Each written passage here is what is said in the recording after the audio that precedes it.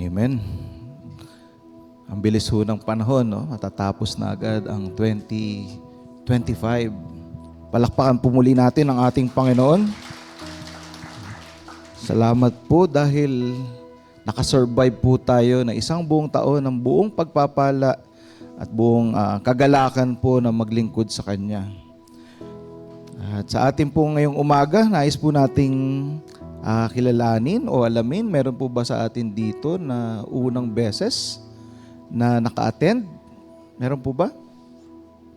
Unang beses, pangalawang beses? Dito po? Wala po. Kung wala naman po, maaari po ba tayong tumayo at batiin po natin ang bawat isa?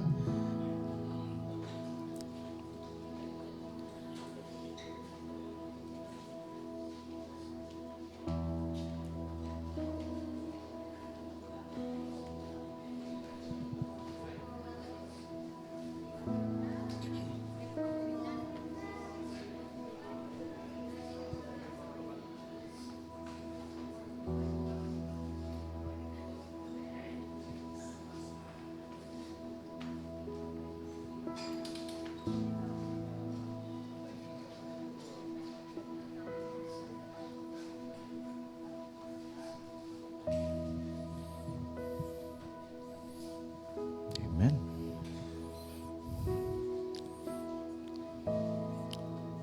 Para po sa ating mga munting paalala, nais po nating paalalahanan ang bawat isa na kung kayo po ay may dalang gadget, yan po ay cellphone, tablet, smartwatches, maaari po bang ilabas po natin sa ating mga bag o sa ating mga bulsa at i-double check po natin ito ng naka-silent mode po. Hanggat maaari po sana kung kayang i-airplane mode o turn off po pansamantala para hindi po tayo makabala sa ating katabi o maging sa magsasalita po para dito sa ating harapan. At para po sa ating mga announcements, unang-una po ang ating gaganawing dawn prayer. Una-una ang dawn prayer po sa taong 2026. Ito po'y ginaganap natin tuwing una at pangatlong Sabado ng buwan. So ang susunod po nating dawn prayer, pwede ho siguro nating ilista. Ito po'y gaganapin sa January 3, almost few days lang after the New Year. Kaya marari po sana na tayo po ay dumalo. Especially po, ito po'y hindi lang pagpapanalangin, kundi ito'y pagpapasalamat na rin. No? Pagpapasalamat sa lahat ng bagay na tinanggap po natin. At ito po'y magandang pagkakataon rin po para ma-refresh po yung ating spiritual na pangangailangan. Okay? Dito rin po kasi natin pinapanalangin bawat pangangailangan ng pamilya, maging ang ating bansa. So muli, inaanyayahan po ang bawat isa na tayo po'y dumali sa unang dawn prayer sa January 3. At susunod naman po ay January 17. Ang ating pong gate sa baba ay bubuksan po around 6 a.m. po. Nandito na po ang bawat isa. Ang next naman po ay ang ating membership class. Ang ating membership class naman po ay ginaganap tuwing unang Sabado ng buwan. Ang oras po ay alas 8 ng umaga. So almost after dawn prayer, tayo po ay magkakaroon po ng membership class. So kung maaari po, especially sa mga nagnanais na maging membro or maaring maging kabahagi po ng ating pong gawain dito po sa GCF. So kayo po ay inaanyayahan sa January 3, alas 8 po ng umaga, yun po ay Sabado.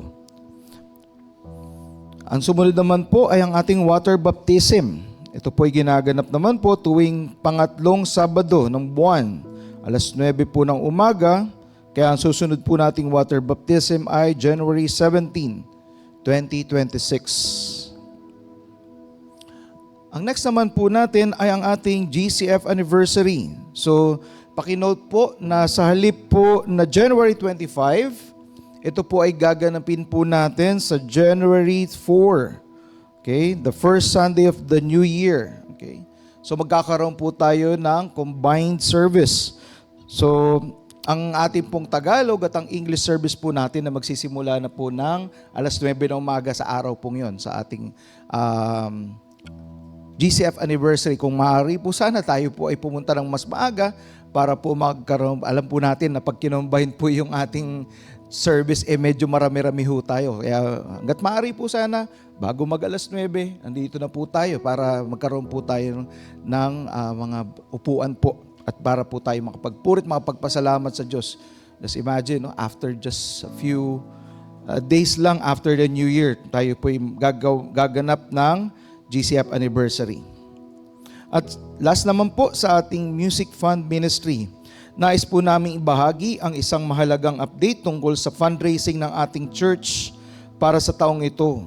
Ang proyektong ito ay ginanap mula February hanggang December 2025 at nakatuon po yon sa pagpapabuti at pag-upgrade ng ating mga kagamitan sa music ministry at kaugnay ng technology upang mapahusay ang ating paglilingkod sa komunidad at mapalalim ang ating pagsamba. So ang ating pong pinaka-update mula sa ating target na halagang 499,738 pesos and 30 cents, nakalikom na po tayo ngayon ng kabuang 38,577 pesos. Palakpakan po natin ang ating Panginoon. Buti po ng Panginoon sa atin dahil tayo po ay binigyan ng napakagandang mga gamit upang tayo po ay ma-improve ang ating pagsamba.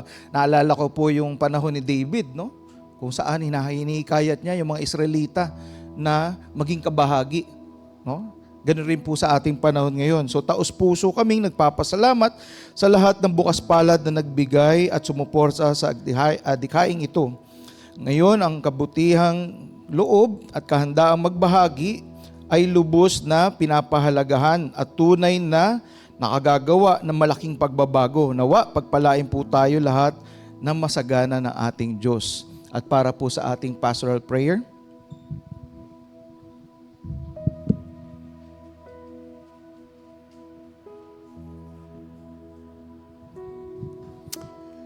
purihin ang Panginoon, napakabuti niya. Panginoon, maraming salamat sa iyong kabutihan kay Kristo Jesus na siyang namuhay ng walang kasalanan, inalay ang kanyang sariling, siya ay nagdusa, naghirap, namatay, nabuhay muli. Siya ay nag-alay at nagbibigay ng buhay na walang hanggan sa lahat ng mga nananampalataya sa Kanya, nagsisisi ng mga kasalanan. Salamat, Panginoon, sa pagpapatawad ninyo sa amin kay Kristo Jesus. Thank you, Lord. Iniling po namin na palagawin niyo po kami sa itong bagong buhay sa Kanya. Patatagin niyo po ang aming pananampalataya. Palakasin niyo po kami upang kami hindi maligaw ng landas. Matuto kaming umiwas sa tukso. Nawa ang buhay namin ay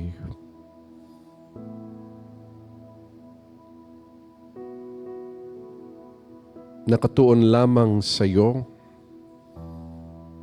at lahat ng aming ginagawa ay ayon sa iyong salita. Salamat, Lord. Pagpalain niyo rin po kami ng mga bagay na kailangan namin sa pang-araw-araw. Salamat sa provide mo sa amin sa aming mga kinakain, sa aming lugar tulugan. Salamat sa mga damit. Salamat sa pamilya, sa mga makadiyos na kaibigan, sa mga kasama namin sa church, kasabay namin lumago sa Panginoon. Salamat sa pagkakataong makapaglingkod sa iyo at sa ibang mga anak mo. Salamat sa pagkakataon makapagbigay sa iyong gawain. Alam po namin yan din ang paraan mo para pagpalain kami.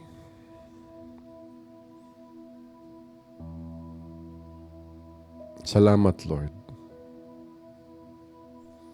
Ngayon umaga, Panginoon, ibukas niyo po ang aming isip at puso sa iyong salita. Nawa magbigay ito sa amin ng refreshment at kaginhawahan, Lord, kagalingan, una espiritual, kundi pati na rin ang pangangatawan. At lahat po ng nanghihina sa amin at may sakit, pagalingin niyo po, Panginoon, palakasin niyo po. Ngunit bigyan niyo rin po kami ng karunungan para maalagaan namin ang aming mga katawan, aming isip, aming damdamin. Salamat, Lord. Pagpalain niyo po ang aming bansa. We pray, Lord, magkaroon ng kapayapaan, kaayusan. Patuloy niyo, Panginoon, ma-expose ang mga involved sa corruption, lalong-lalo na yung malalala, at nawa, Panginoon, magkaroon ng justice, Lord. Justice. Salamat, Lord. Pinupuri ka namin sa ngalan ni Jesus.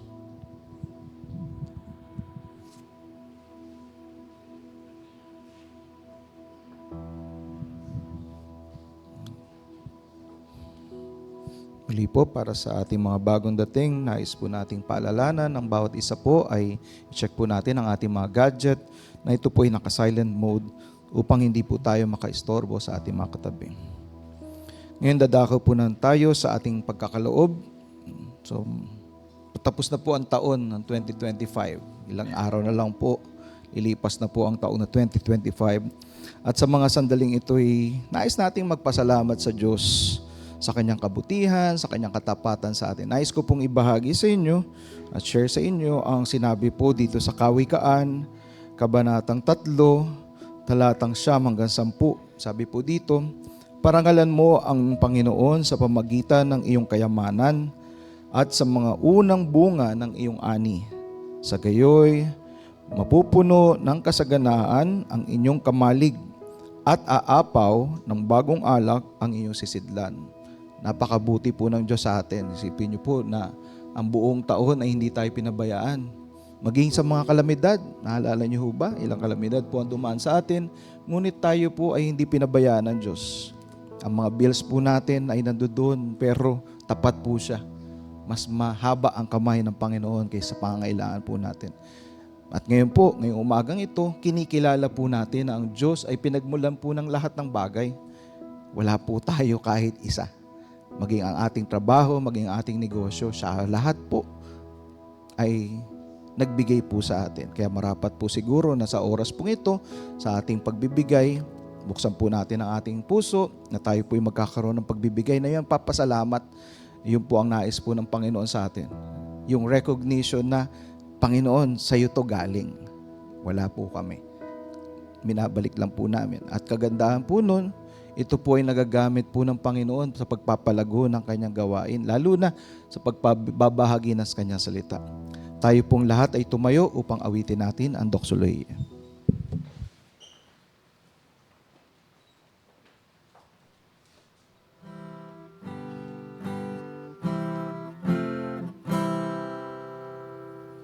Ang Diyos ama'y papurihan, Anak, Espiritong Banal, ng mga taong nilalang, at ng buong kalangitan. Amen.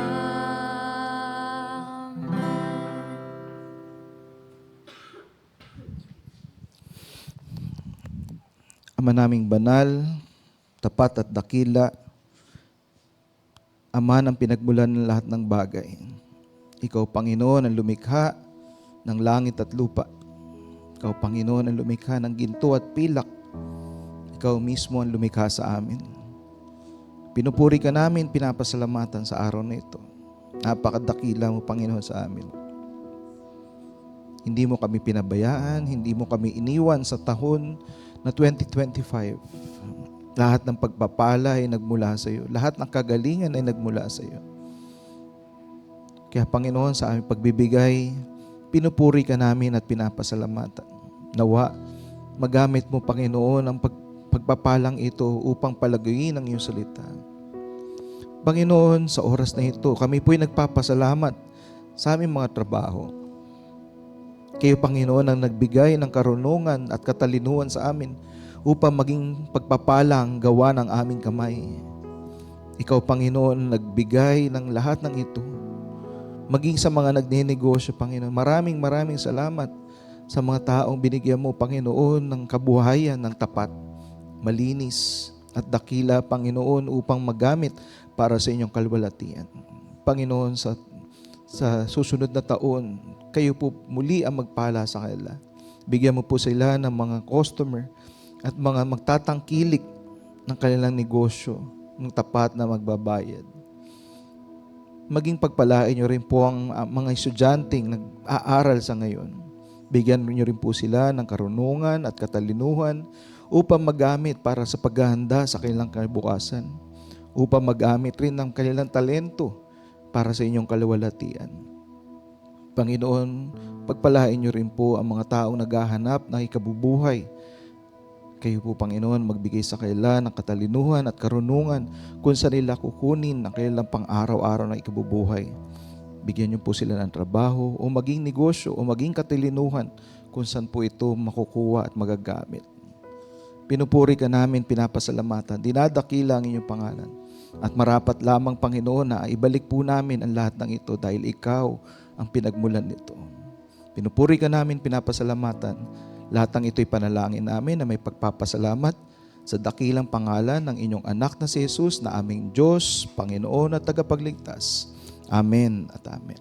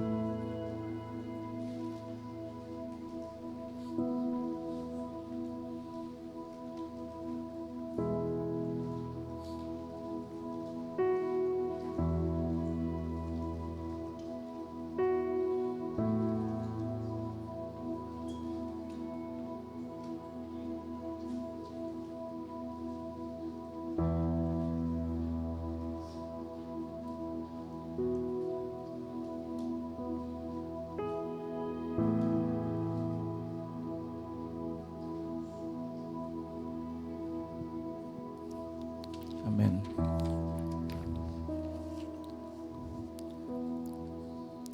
Ngayon po, idadako tayo sa pagbabasa ng salita ng Diyos. Ang ating pong babasahin ay salita ng Diyos na nagmula sa Aklat ng Kawikaan, Kabanatang 3, talatang 5 hanggang 8. Muli po, ito po ay nagmula sa Kawikaan, Kabanatang 3, talatang 5 hanggang 8. Kung kayo po'y may dalang Biblia, makipagbukas po kayo sa akin sa aklat na nabanggit at basahin po natin ito ng sabay-sabay. Tayo po'y tumayo bilang paggalang sa kanyang salita.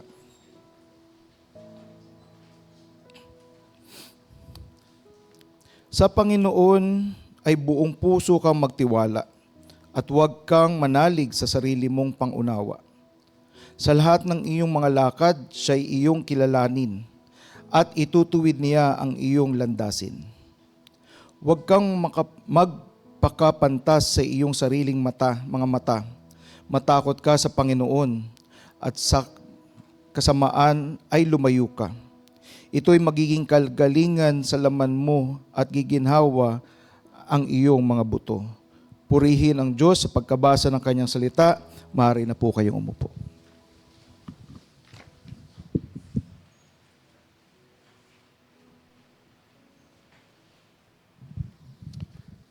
Patapos na po ang taong 2025.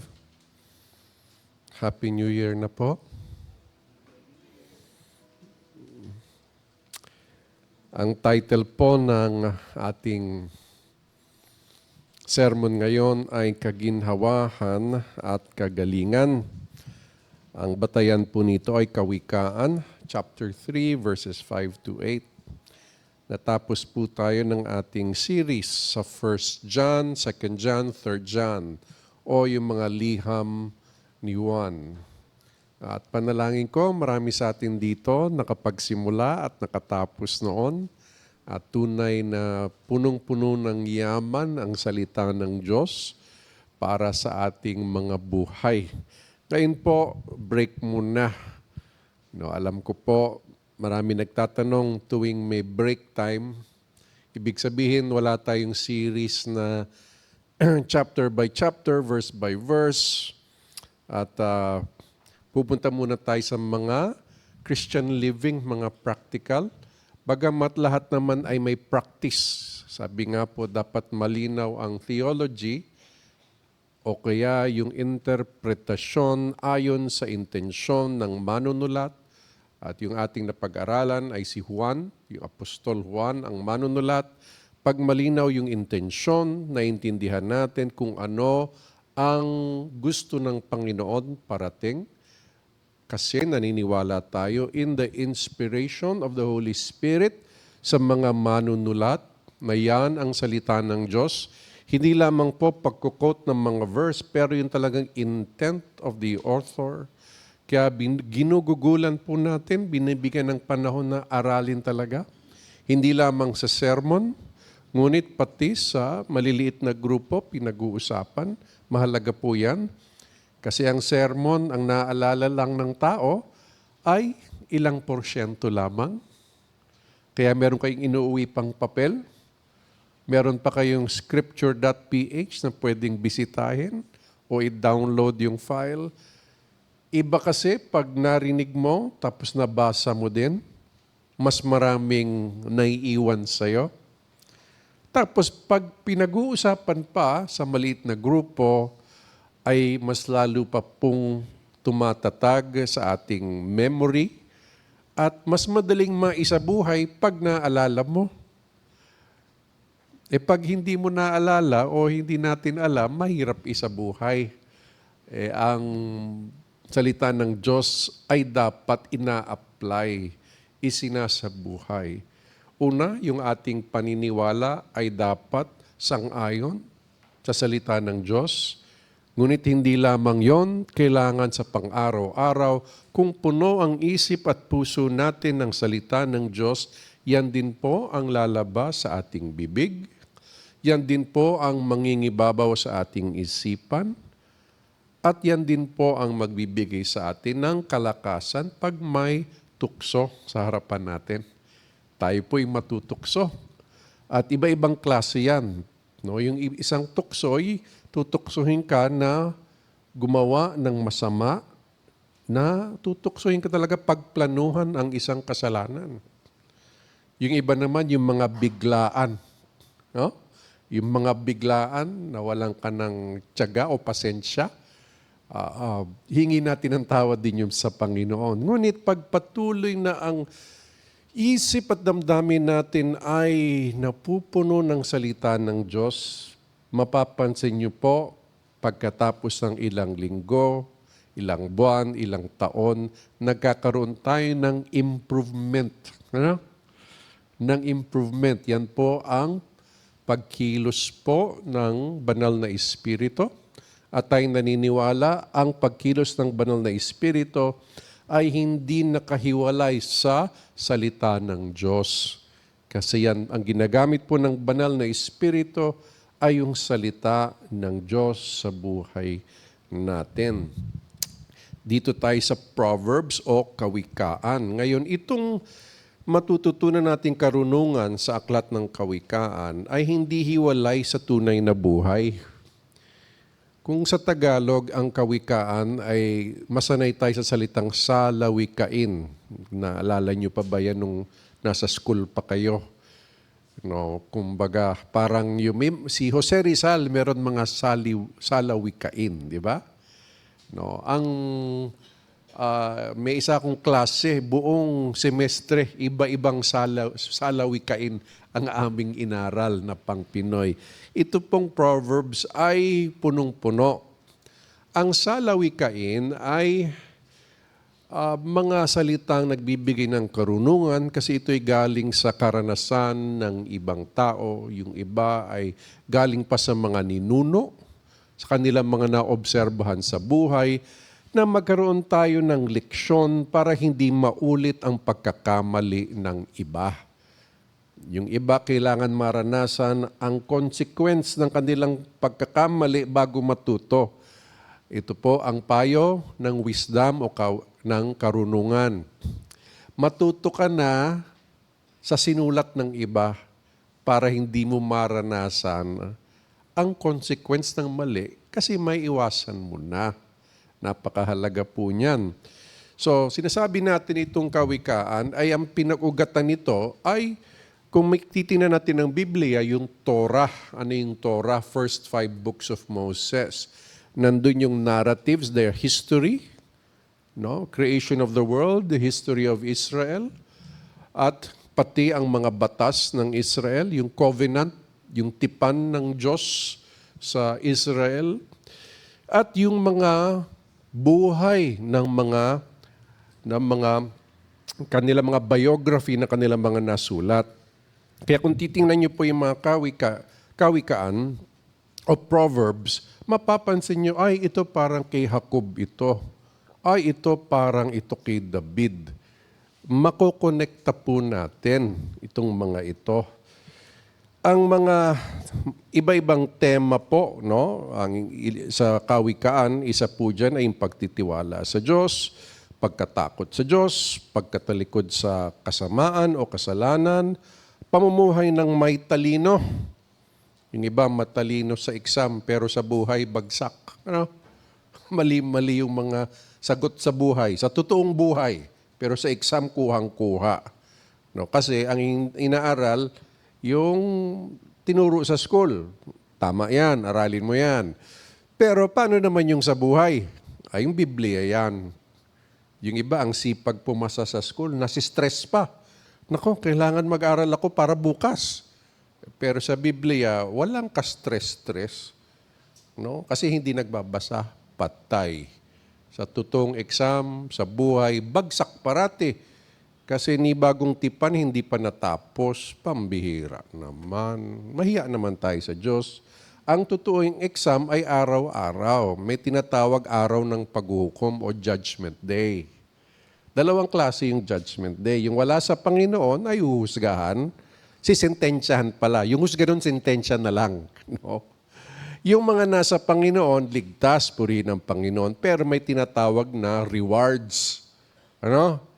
Kung ikay tunay na sa Panginoon, praise God. Talagang iba, wala nang paghahatol sa iyo katulad ng sentensyang matatanggap ng hindi nananampalataya. Pero may paghahatol pa rin. Anong klase? No, kung ano ang reward mo. No? At yung reward na yan, depende paano ka namuhay pang araw-araw. Yung araw-araw ay parang exam. No, huwag ka naman sobrang ma-stress. Pero pag punong-puno ka ng Biblia sa puso mo, mas magaan sumunod sa Panginoon. No. So, dun tayo sa Kawikaan chapter 3, verse 5. Sa Panginoon ay buong puso kang magtiwala at huwag kang manalig sa sarili mong pangunawa. Kaya yan ang unang punto natin, magtiwala sa Kanya, hindi sa sarili. Ang magtiwala sa Panginoon ng buong puso, anong ibig sabihin yan? Well, linawin natin na buong puso, ibig sabihin lubos-lubos. No, huwag kang magtiwala sa Diyos sa isang parte ng buhay mo, magtiwala ka sa lahat. Ibig sabihin, lahat ng ating iisipin o gagawin ay dapat ayon sa Panginoon, ayon sa salita ng Diyos. Ang Diyos ay tapat. Alam po natin na sino ba siya na pagkakatiwalaan natin? Siya ang Diyos na napakamakapangyarihan na tinalo niya yung superpower noon. Ang superpower na bansa noon ay Ehipto. No? At yung mga tao niya ay walang kalaban-laban, mga alipin, hindi organisado. Pero nagtawag siya, tinawag niya si Moises, inutusan niya, pinakita niya kanyang kapangyarihan through Moses, at napalaya. Ibig sabihin, sino ba itong Diyos na pagkakatiwalaan natin? Itong Diyos na to, para sa Kanya ay walang imposible. Siya ang naglikha ng langit at lupa. Siya din ang nagbigay sa ating Panginoon Jesus para kung sino man ang mananampalataya ay hindi magdurusa, hindi maghihirap, kundi magkakaroon ng buhay na walang hanggan. Yan po ang Diyos na pinagkakatiwalaan natin. Kaya sa Diyos dapat ang buong pagkatiwala. Pero anong ibig sabihin noon? Tandaan po natin ng pag-aaral ng Proverbs, ang estilo po ng writing ng Hudyo, minsan parehong direksyon. Minsan, ito ibig sabihin to, hindi ito. Kumbaga, pwedeng positive tapos negative. No? Para malinaw. No? Minsan ganun mag-explain tayo. Pupunta ka dito, hindi dito. No? Kasi baka magkamali pa rin eh. Ito yung gagawin mo, hindi ito. Kasi pwedeng magkalito-lito. So, anong sinasabi dito sa verse 5? Sa Panginoon ay buong puso kang magtiwala, positive, negative. At huwag kang manalig sa sarili mong pangunawa. Anong sinasabi? Pag nagtitiwala ka, mas nagtitiwala ka sa sarili mong pangunawa, ibig sabihin, hindi ka pa talaga buong puso nagtitiwala sa Panginoon. At kung buong puso ka nagtitiwala sa Panginoon, ibig sabihin, hindi ka nagtitiwala sa sarili mong pangunawa. Ibig sabihin, uunawain mo muna ang salita ng Diyos. Sa kanila, sa Israelita, yun ang Torah, Genesis, Exodus, tuloy-tuloy po yan. Tapos pati na rin ang narratives nila, ang kanilang Chronicles, Kings, ang mga salmo, ang awit, yan po ay ang kanilang mga salita, ang salita ng Diyos na kanilang dapat pagkatiwalaan. Kasi pag inaano natin na ito ang aking nais, pero hindi yan ang nasa Biblia, hindi yan ang salita ng Diyos, ibig sabihin, hindi lubos ang pagtitiwala. No? Hindi lubos. Dapat po, lubos. Kaya itong bagong taon, lubos tayo magtiwala sa ating Panginoon. Tama na yung kalakalahati. Kaya ka nahihirapan sa buhay mo. Kasi nagtitiwala ka sa ilang bagay. Hindi yung pinagkakatiwalaan ang Panginoon sa ibang mga bagay. Katulad ng sarili. Paano ba mabago ang sarili? Unang-una, hindi mo mababago sarili mo. Lalapit ka muna, magpapakumbaba ka muna sa Panginoon. No? Bibigyan ka ng kalakasan, mabago ang sarili, pero magpapakumbaba ka muna sa Panginoon. Paano? Sa panalangin, isa yan, sa pagsamba, sa puso, isip at gawa. At pag nagbabasa ng Biblia, may takot sa Diyos. No? May takot. Kung anong natututunan, may respeto tayo sa salita ng Diyos. Kasi kung wala yan, walang pagbabago po. Hindi ka takot sa Diyos eh. No? Paano kung walang nakakakita? Magnanakaw ka ba? May sasabihin kang masama tungkol sa ibang tao? Magchichismis ka na rin? Maninira ka na rin? Pero kung may takot sa Diyos, ayaw mong gawin yon. Bagamat walang nanunood na tao, pero alam mo, ang Panginoon ay nanunood. Sapagkat kita ng Diyos, hindi lamang yung panlabas, pero yung mga nasa loob natin. Naalala nyo, nung nasa 1 John tayo, ang daming feedback sa akin. Hindi ko alam kung kanino galing kasi kwento lang po ng mga growth group leader kasi hindi naman nila binabanggit yung mga pangalan. Pero ang sinasabi ng iba ay nung nag-preach yung part na pag ikaw ay may pagkamuhi o pagkapuot, nasa kadiliman ka pa. Parang maraming nagising. Sa English po, if you hate your brother, you are still in the dark. No, nasa kadiliman ka. No, pero pag sa liwanag ka, ano sabi, hindi ka matitisod. No? Hindi ka matitisod. Kaya ang ano po ang tunay na mananampalataya, we cannot and should not hate. Yan ang hindi natin ma-disappoint ka na, pero hindi ka pwedeng magkaroon ng hatred. Hindi pagpapatawad, yung sama ng loob nagiging kapaitan, dala-dala habang buhay. Nako, hindi po maganda yan. Paano mo nalaman pag may ganun ka? Hindi mo pa nalabanan yung nagre-replay sa'yo. Ano yung replay? Lahat ng ginawa ng taong ito sa akin. Karamihan naman hindi niya sinasadya. Nung sinasadya niya ay isa pa siyang hangal. Pwedeng wala pa sa Panginoon. Ano? Pero sige ang replay niyan, hindi maganda yan sa mental health. Oh. Kaya po, pag dumaan tayo doon, anong dapat gawin? Brad, hindi mo naranasan yung naranasan ko. Hindi nga. Paano mo nalaman na mas malala yun sa'yo kaysa sa akin? Hindi mo nga alam eh. Hindi mo rin alam na dinarasan ko. Ang gusto ko lang sabihin, iba-iba nga po. Pero sigurado ako may mas malala pa kaysa sa'yo. Malinaw po ba yun? Nasa Pilipinas tayo. Saan ang gera dito? Pero, ilan na pinatay sa tribo mo?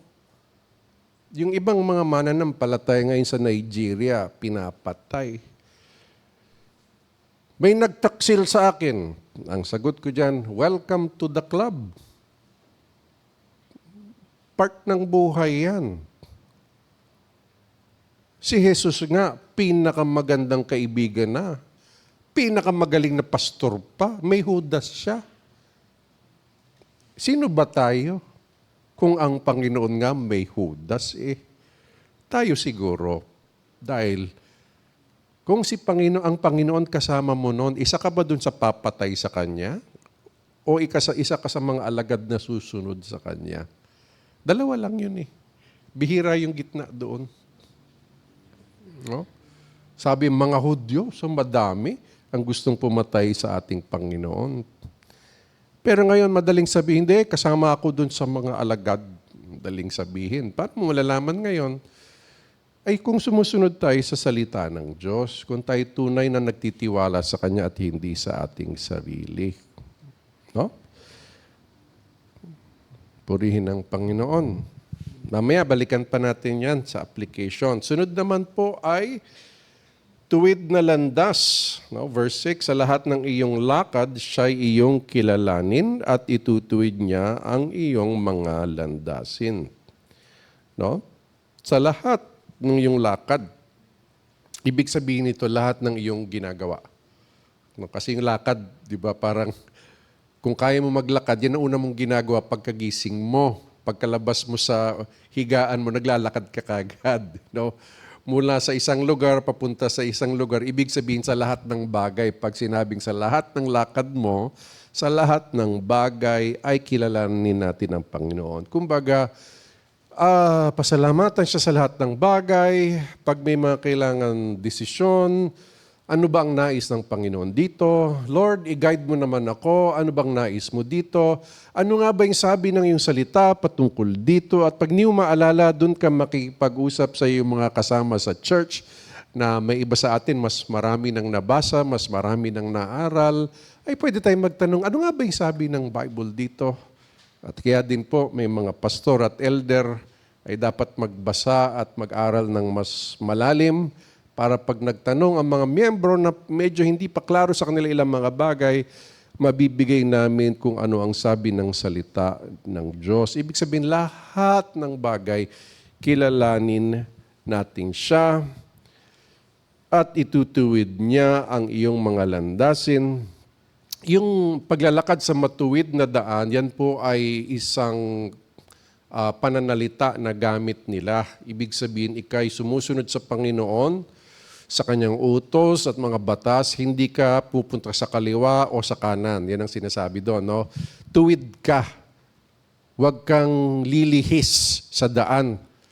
No? Kung sa bagong tipan, pag sinabing ito, huwag ka na mag-isip ng iba, huwag ka na mag-explain, huwag ka na mag-justify. Kasi. Wala na pong ganon. Sa lahat ng inyong mga lakad, siya'y iyong kilalanin. Ngayon, ito naman po ay merong, ito'y pinanggalingan din po nito, yung Torah na pag sinunod nyo ang aking utos, pagpapalain ko kayo. Yan ang sinabi po, no? Makikita natin sa Deuteronomio na pag hindi nyo naman sinunod, naku, lagot kayo sa Panginoon. Pero pag sinunod, ay pagpapalain ko kayo. So, meron ditong blessing. No? Meron ditong expectation, tapos may blessing. Okay, tandaan natin yan, ha? Kaya dapat sumunod sa Panginoon kasi linalahad dito ang expectation ng Lord sa atin. Pero sa expectation na yan, no, yung utos na yan ay may kaakibat kasunod na pagpapala. Yung iba, sige ang panalangin, Lord, pagpalain mo ako. Ang advice po ng pastor kadalasan dyan ay patuloy kang manalangin, pero patuloy ka rin sumunod sa salita ng Diyos. At kung meron kang pagkalilihis, bumalik ka. Kasi itong unang pagpapala ay spiritual na pagpapala. Pinagpapala din tayo sa ilang mga bagay. Pero ito ay spiritual muna na pagpapala na maging tuwid ang ating landasin. No? Yan, purihin ang Panginoon. Punta na tayo sa verse 7 and 8. Ito yung karunungan ng makadiyos o biblikal. Huwag kang magpakapantas sa iyong sariling mga mata, matakot ka sa Panginoon at sa kasamaan ay lumayo ka. Huwag kang magmataas. No, sa sarili mong mata, dapat hindi mataas ang tingin mo sa sarili mo.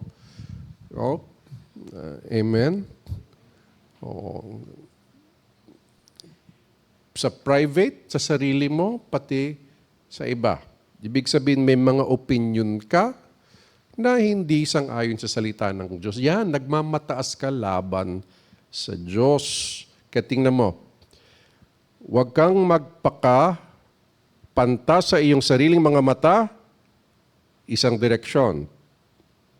Ang ibig sabihin niyan ay matakot ka sa Panginoon at sa kasamaan ay lumayo. Pare-parehong direksyon yan. No? Huwag magmataas. Kung hindi ka nagmamataas, ano yun? Ibig sabihin matakot ka sa Diyos. Kaya isa pong sagot kung sa akin medisina sa yabang natin, ang pagmamataas kasi hindi lamang panlabas, minsan nasa loob, tahimik ka lang pero lumalaban ka sa salita ng Diyos. Pagmamataas po yan. No? Dapat ang ating ay matakot sa Panginoon. No? At sa kasamaan ay lumayo ka. Ganun po kasi. Ang kabaliktaran yan magkakasama. Yung mataas ang tingin sa sarili, walang takot sa Diyos, at parating gumagawa ng masama o madalas gumawa ng masama. Yang kabaliktaran yan ay magkakasama. Paano maiiwasan ang tukso kung wala kang takot sa Diyos? Hindi pwede. Kaya po yung utos na takot sa Diyos, yan ang pinakamarami sa Biblia. Diba? Bagamat ang pinakadakila ay mahalin mo ang Diyos ng buong puso. Diba? Pinakadakilang utos yan, pero ang pinakamarami, yung takot sa Diyos. No? Mabilis ka humingi ng tawad pag nalampay. Mali pala yung sorry, Lord. Patawarin mo ko, Lord. Mabilis dapat, hindi matagal. No? Pag napansin mo may naglalaro na sa isip mo, nagsisimula sa inis lang. Yung inis baka hindi pa kasalanan, pero pag tumagal-tagal yan, baka lumala na yan. Ano? Dapat sa simula pa lang, wag mo nang palampasin doon. Ay Lord, ako din naman ay hindi perfect. Kaya patawarin mo ako. No? Hindi ibig sabihin hindi mo ayusin ang kapaligiran mo o kung mga anak mo, kapatid mo may nakita kang mali. Hindi ibig sabihin hayaan mo lang. Kailangan sa magandang paraan, may mapagsabihan din natin. Ngunit wag natin isipin na wala tayong mali. No, may mali din tayo. Kaya nga wag magmataas. Bakit tayo mag-iisip ng gano'n na baka mali din ako? Kasi may takot tayo sa Diyos. No? Yan po. No? Verse 7. Napakaganda rin po nitong verse 7. Verse 8. Ito naman po yung kagalingan na pisikal. Ito ay magiging kagalingan sa laman mo at kaginhawahan sa iyong mga buto. Yun. Purihin ng Panginoon. Kagalingan sa laman mo at kaginhawahan sa iyong mga buto. Sa English po ay refreshment to your flesh. No? No? And strength to your bones. Tama po ba yun na pag sumusunod sa salita ng Diyos, may takot sa Diyos, ay gumagaan ang pakiramdam ng buhay? Ito po yan. May isa tayong kapatid sa Panginoon umamin sa amin. Dati daw nang parati siyang may tinatago. Walang kapayapaan ng buhay. No? Takot mahuli ni misis ng mga kapamilya, hindi niya alam ano mangyayari kung iiwan siya o kung ano. Wala siyang kapayapaan pero sige pa rin ang kasalanan. No? Sabi niya, nung naglinis siya o lininis siya ng Panginoon, hindi niya naman kaya linisin sarili niya, umasa siya sa Panginoon at sinabi niyang, ayoko na Lord. Naglinis, sabi niya, ito ang pinaka-peaceful sa buong buhay ko. May kapayapaan ako sa Panginoon. Hindi lang yun, nagbibigay din ng kagalakan. Pag may kagalakan ka, pag wala na yung puot, sama ng loob, kasi pag may takot ka sa Lord, nawawala yan eh. Kahit gaano kakulit pa yung nangungulit sa'yo. Oh. Nangingibabaw. Minamanage mo na lang. Minamanage mo na lang yan. Linalagay ng Panginoon yan sa buhay natin para patuloy tayong umasa sa Kanya. No? Kasi pag hindi ka, bumitaw ka sa Panginoon, pananalig mo, ay tuloy-tuloy yan. No? Yung pagkapuot, sunod-sunod yan. Kaya binibigyan tayo ng mga ganyang pagsubok ng Panginoon para umasa tayo sa Kanya, tumatag ang ating pananampalataya. Pero pag ganun, patuloy ka sa Panginoon dahil may takot ka, gumagaan din po. At hindi naman po sikreto na sa science, sa medical science, napatunayan na yung maraming sakit ay dahil sa malubhang kalungkutan. Yung iba ay walang kagalakan, kabaliktaran. No? Yung iba ay sama ng loob, bitterness, yung kapaitan. At kasi may chemical imbalances. No? Ang katamaran din, di ba sa Proverbs, ang katamaran kasalanan, ay nagkakasakit din yung tamad. Wala na nga ginagawa, nagkakasakit pa. Ay, oo. No? Ayaw magpaaraw. Kasi nga, tamad. No? Ayaw ng konting hirap. Araw lang. Hindi, syempre naman po, pag alas 10 na, masakit na yan. No? Ibig sabihin, pero may mas maaga naman na pwede kang lumabas. Pero minsan, pag tinatanghali tayo, ang advice po ng mga nasa medical sciences, kahit tanghali na yan, mas mainam pang maarawan ka pa rin ng konti kesa wala. No? Yung mga bagay na sinabi sa salita ng Diyos, pag sinunod natin lahat, nagiging buo din ang ating kagalingan. No? Kaya purihin ng Panginoon. Naku, lalo-lalo na yung pagpapatawad. No? Makahinga ka, ay salamat Lord. No? Bahala ka na sa Kanya. Alam mo ba't hindi tayo makapagpatawad? Hindi natin naintindihan ang disenyo ng Panginoon. Ang disenyo ng Panginoon, Kanyang design, ay nasa Kanya ang hustisya, ang justice. Pag may gumawa ng masama sa iyo, ang dapat mong gawin, patawarin siya. No? Pero, papakawalan ba ni Lord yun na walang consequence yung ginawa niya? Hindi. Lahat ng ginagawa ng tao may consequence. Hindi ikaw yung magbibigay ng consequence. Yan ang manapala mo. Hindi. Ang Lord yun. Ano sinabi? Ilang beses sa Biblia, sa lumang tipan at bagong tipan, ako ang maghihigante, hindi kayo. Malinaw ba? Ay di, siya na. Hindi ko trabaho yun eh. No? Sinong papalo doon? Susundin ko lang ang sinabi ng Diyos. Pagkapatid kita sa Panginoon, ay sabi na kailangan mag-rebuke tayo sa bawat isa. Correction. The Word of God is useful for correction. Pero dapat may pag-ibig ang puso ko. Hindi pwedeng tutuwid kita, naggalit na galit ako sa iyo. Minsan po nangyayari yun. Hingi din natin ng tawad yun. No. Kaya nung mga bata, pag pinapalo ko ng bata, minsan i-remind ako ni Lord, galit ka. Dapat palipasin mo yan bago mo paluin. Iba sa atin kasi, pinapalo dahil galit tayo, hindi dahil mali ginawa niya. Magkaiba yun ha. Pag hindi ka galit, pinalo mo dahil mali ginawa niya, anong maalala ng bata? Pinalo ako kasi mali ginawa ko. Pag pinalo mo, pag galit ka, tapos pag hindi ka nagalit, di mo na pinalo, ano maisip ng bata? Pinalo ako kasi galit siya. So ano ibig sabihin nun? Hanggat hindi pa siya galit, pwede pa yung ginagawa ko. Yan ang papasok. So, kasi kung galit ka sa mali, dapat parati kang galit buong buhay mo sa mali. Kakapagod yun. No? Purihin ang Panginoon. Patawarin mo ko, Lord. No? Humingi ka na ba ng tawad kay Lord? Nagalit ka sa asawa mo.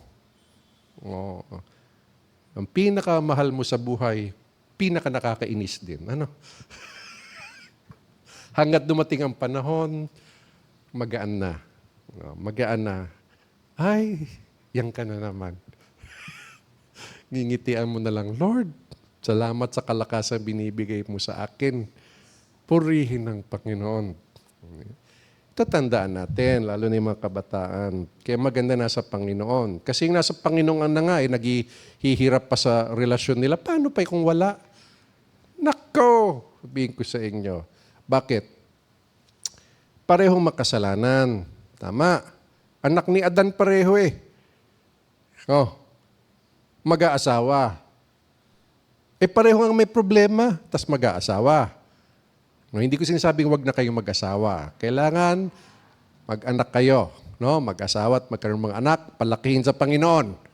No? Kailangan pa rin natin gawin yon pag pinagpala kayo noon. So, anong ibig sabihin noon? Parehong imperfect sinner. Magkakaproblema.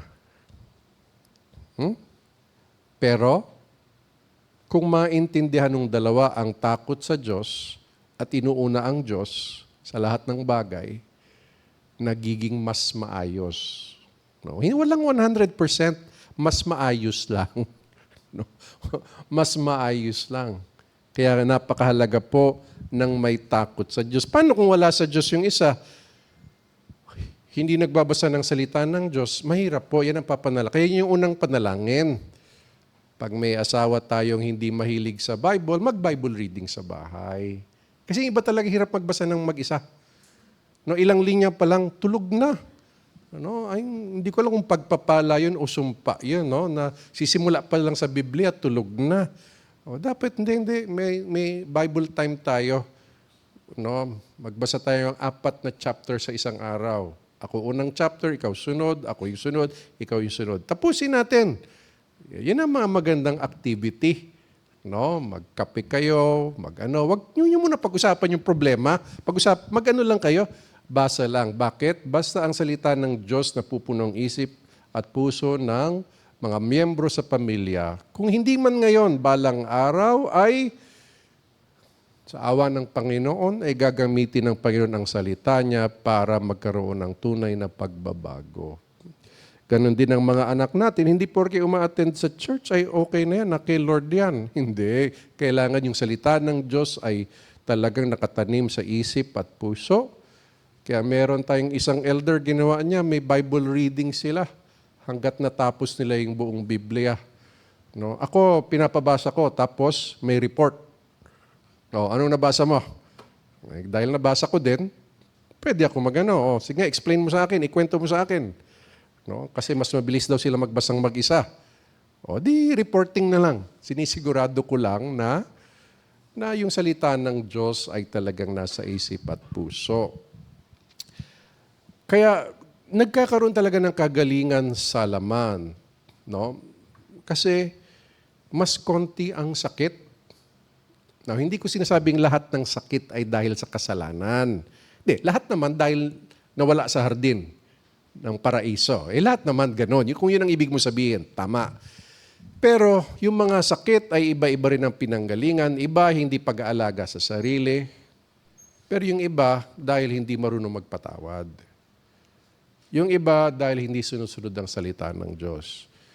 Yung iba minana. No?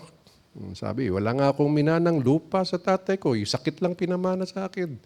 No? Yung iba minana, dapat alagaan mo na lang yan, pero hindi siguro lalala yan. Mas lalala pala yan pag puno ka ng puot sa buhay mo. No? Pag puno ka ng kalungkutan sa buhay mo, baka lumala yan. Purihin ang Panginoon. Patuloy niyo pong panalangin ang pastor niyo. No, ang kalaban ko itong November-December, puyat. No. Alam niyo ba, tuwing Sabado, napakalakas yung tugtugan dyan sa tapat. Bar yan no? Linalabas nila yung speaker nila Sabado ng gabi para makumuha ng customer. No. Ako na hindi customer, gusto ko lang matulog. Hanggang alas 3 ng umaga, alas 4. Kaya kanina, alas 4 na naman ako natulog. Oo. Kadalasan po, halos ganyan. Bumili na ako ng earplugs, no? No? Kaya lang meron akong naririnig na iba pag walang, yung sa isip ko siguro yun eh. Sakit yata yun, hindi ko alam, no? May naririnig akong ganun, parang hindi rin ako makatulog, no? Nakakatulog po ako, pag linalakasan ko yung volume, maghahanap po akong mangangaral ng Biblia. Paandarin ko. Yung pinaka hindi magaling magsalita, pero matalino. Papakinggan ko yan. Tulog kagad ako. Oh, sabi ko, sino bang mahanap ko dito? Ay, ito, lecture to sa klase, seminary. Ako, papaandarin ko yan. Kaya yung asawa ko, papasok. Gusto niya rin matulog. Ay, nagpapatulog. Nakikinig ng lecture. No? Nakakatulog na rin siya dahil doon. Panalangin niyo po ako, pero sa awa ng Diyos, so far, sa awa ng Diyos, sa mga test ko, ay wala pa rin maintenance. Yung mga kaklase ko, mga kasing edad ko sa patay na yung iba. Yung iba, daming tinitake na high blood, diabetic, kung ano-ano. Ako nag-iingat po ako kasi 2 lolo ko diabetic eh. Kaya baka manahin ko. Panalangin ko hindi na. No? Kaya una, ingat din sa pagkain. Kaya itong December, ang daming matatamis na masasarap. So ang ginagawa ko, minimize exposure. Kaya lang, nakakarating pa rin sa bahay kasi yung asawa ko naman, kung sino nag-imbita, pupunta din siya. Hanggat kaya niya. Kaya nakakarating pa rin sa bahay. Ayan. So, lalo na pag galing sa inyo, talagang pinadala nyo, kailangan tikman. No? So, problema sa maraming tikim, marami din yung kinain. Pero sa awa ng Diyos, wala pa tayong problema physically. Grabe po ako magbasa, mag-aral. kagabi, kahapon, ilang dalawang araw, siguro ilang libo na naman ng, lampas 1,000 siguro binasa kong pahina. No? Pero ang mata ko po, hindi kailangan magsalamin para magbasa. No? No? Minsan yung maliliit pa, ingredients. Nandun ako sa Landers kahapon, naghahanap akong sardinas na olive oil. Ang hirap pala maghanap nun. Puro vegetable oil. So babasahin ko pa, nababasa ko pa. Panalangin nyo pa rin ako kasi grabe yung pagbabasa. Pero may nagsabi sa akin, ano lang yan? Pumpkin soup. Yung kalabasa na ginagawang sopas. No? Kaya nung pandemic, sabi ko dun sa kasambahay namin, pumpkin soup nga, tuwing gabi, yun lang yung pinapakain sa akin. Ay luminaw nga, nawala yung mga luha-luha, yung Pero, purihin ang Panginoon sa lahat ng tukso na dapat magalit parate. Ay ko, Lord, ayoko na magalit. No? Ikaw na bahala. No? Paluin mo na lang, no? Sa iyong paraan. No? Pero mas gusto ko sana po ma-realize niya, panalangin siya na magkaroon ng kaliwanagan. Mas gusto ko yon na magkaroon ng kaliwanagan. Kung ayaw, Lord, di bahala ka na. No? Di paluin mo kung kailan. At lalo na sa church, no? May iba may katigasan ng ulo, hihingi ng advice. Sasabihin mo talagang eksaktong nasa Biblia, ito napakalinaw. May ibang bagay hindi malinaw ang Biblia. Kaya sinasabi ko, ito yung prinsipyo, ito yung timbangin mo. Itong 2 o 3 pwedeng pagpilian mo. Kasi hindi ganun ka diin sa ibang aspeto ng buhay. Ito malinaw, hindi mo pwede itong baliin. Hala, gagawin pa rin yung naghahanap lang. Kung hindi naghahanap lang ng pastor para mag-agree, mali ang motibo. Oh? Sabi ko, Lord, bahala ka sa kanya, Lord. No. Medyo baliin mo. Kung kailangan masaktan para bumalik sa'yo, gawin mo ang lahat, Lord. Bakit? Mas mahalaga ang kaluluwa niyan, ang spiritual life. No? Mas mahalaga tunay ang kanyang pananampalataya kaysa peke. Kayo ang panalangin natin. Ayaw natin may masaktan, pero minsan kailangan para tumuwid. Matigas ulo natin eh. Pero pag naintindihan mo yung prinsipyo, sabihin mo, Lord, ayoko na ng mga consequence ha. Gusto ko matakot sa'yo. Bago pa lang mangyari, naintindihan ko na anong pwede mangyari. Kaya ito yung Proverbs, may kita natin ano yung mga pwedeng mangyari. Pagsasabuhay, buong buo tayong magtiwala sa banal na Trinidad, sa ating Panginoon, maniwala at sumunod tayo sa Kanyang salita. Ang ating pag-asa at kaligtasan ay nasa Ebanghelyo ni Kristo lamang. Habang may takot tayo sa Diyos at lumayo sa kasamaan, naway maituwid ang ating mga landas at maranasan natin ang kagalingan ng katawan. Kaya yan ang prayer ko, na gumaanggaan ang ating mind, emotion, pati yung body natin gumaanggaan. No? Kaya pag kayo mag-isa, lumuhod kayo o kumuha muna kayong papel, sulat nyo lahat ng mga hindi mo mapatawad. Ano? Tapos sabihin mo, Lord, pinapatawad ko na sila. No, kung gusto mo, may ritual ka pa, sunugin mo pa yung papel. Hindi kailangan yon. Kailangan lang patawarin mo sa iyong puso at Lord, inaalay ko tayo sa iyo lahat. No? Pangalawa, tanggihan natin ang mga huwad na anyo ng kaliwanagan. Kasi huwag kang magtingin ng mataas sa sarili mo. No? Katulad ng intelektualismo. Yung nakabasa lang ng konti, tingin niya mas magaling na siya sa salita ng Diyos. No? Makabagong gnostikong pag-iisip. Ano yon? Ako ay may secret knowledge. Hindi nyo alam. Ako lang may alam. Mataas sa tingin niya sa sarili niya. Sobrang kumpiyansa, overconfidence sa sariling kaalaman. Ito, Dunning-Kruger effect. Ano kasi ito eh? Yung isang gumawa ng theory, ano yung Dunning-Kruger? Minsan, ang terribleng empleyado, akala niya magaling yung ginagawa niya. Kaya nagtataka siya, ba't wala siyang bonus? No? Pero tingin ng lahat, palpak ka. Pero siya ang tingin niya sa sarili niya, sobrang ganda at galing ng binigay ko dito sa kumpanyang ito. Sa church, ganun din eh, no? Ayaw kita saktan, pero kung tatanungin mo ko, no, akala mo lang yon. Dunning-Kruger effect.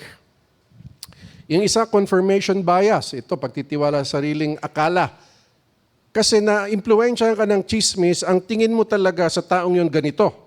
Kaya naghahanap ka na ng mali sa kanya. Confirmation bias yan. No, kasi nalason na yung isip mo. So dapat tanggalin yung lason. No? Ano yun lang kung ano yung totoo, dinodouble check yan. Amen? O una, minsan ayoko na makinig. Kayo mag-usap para magkaayusan kayo. Pero pag kailangan ng tulong ng pastor, kailangan i-double check ko. Sige, double check ko to pag nagbigay ka ng information sa akin. No? Baka kasi isang anggulo lang pinapakita mo, dapat iba-ibang anggulo makita natin. Diba? Sa Biblia, sa lumang tipan at bagong tipan, napakahalaga, kunyari, nagkasalang isang tao, una dapat totoong kasalanan ayon sa salita ng Diyos. Kasi minsan, iba hindi naman kasalanan, ayaw mo lang. Tama? Ayaw mo lang. Pag may ayaw ka, kung mapakiusapan mo, halimbawa, sa church, meron akong parating kasama. Tuwing kumakain siya, kung doon siya kumakain, naririnig ko dito ang kanyang bibig. Yung masarap kumain. Parang nasa farm ako pero hindi tao yung naririnig ko.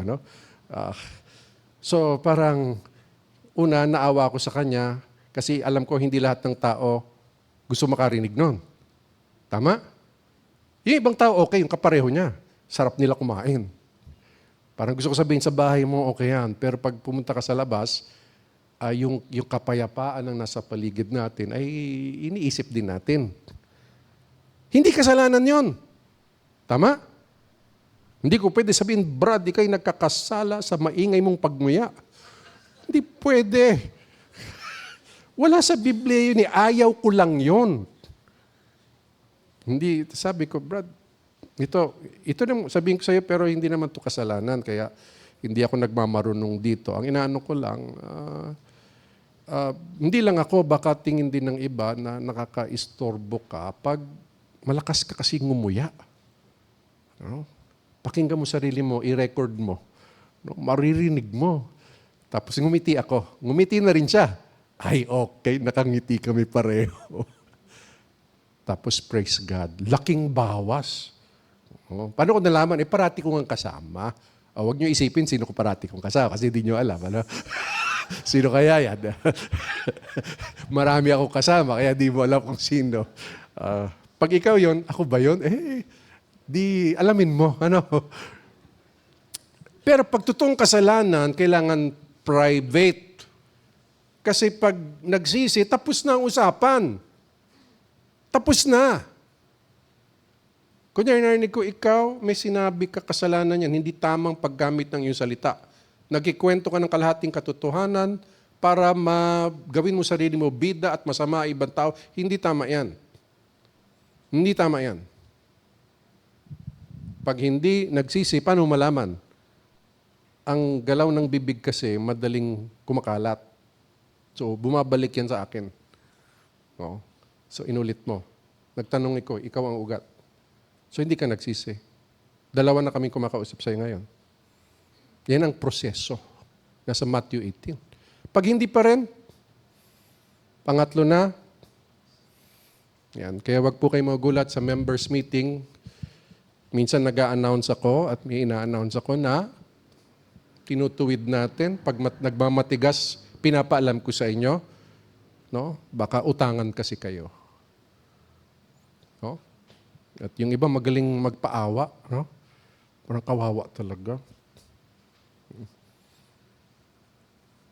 Ang hirap niyan. Kasi minsan may umutang sa akin. So dahil umutang sa akin, okay, nasa college, nagtipid ako. Inutangan ako eh. Kasi naawa ka eh. So pagpunta mo sa cafeteria, in-order mo na lang munggo at isang rice. No? Siya kompleto, may drinks pa. Ko pambira, di ba ito ba yung umutang sa akin? Ako naghihirap, nagtitipid siya. Ang garbo niya, hindi yata tama ito. No, hindi ko na, mula noon, hindi ko na pinautang yon. Hindi na. Ano lang pala, luho lang pala yun. Ako magdudusa para sa'yo, tapos ikaw hindi ka marunong magtipid. Kaya ka pala walang pera.